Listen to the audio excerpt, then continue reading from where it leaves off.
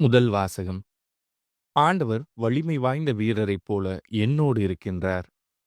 இறைவாக்கினர் எரேமியா நூலிலிருந்து வாசகம். அதிகாரம் 20 இறைவசனங்கள் 10 முதல் 13 முடிய. அந்நாள்களில் எரேமியா கூறியது: சுற்றிலும் ஒரே திகில் என்று பலரும் பேசிக் கொள்கின்றார்கள். பழி சுமத்துங்கள், வாருங்கள் அவன் மேல் பழி சுமத்துவோம் என்கிறார்கள். என் நண்பர்கள் கூட என் வீழ்ச்சிக்காக காத்திருக்கிறார்கள்.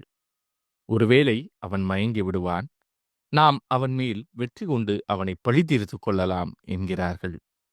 ஆனால் ஆண்டவர் வலிமை வாய்ந்த வீரரைப் போல என்னோடு இருக்கின்றார். எனவே என்னை துன்புறுத்துவோர் இடறி விடுவர். அவர்கள் வெற்றி கொள்ள மாட்டார்கள். அவர்கள் விவேகத்தோடு செயல்படவில்லை. அவர்களின் அவமானம் என்றும் நிலைத்திருக்கும். அது மறக்கப்படாது.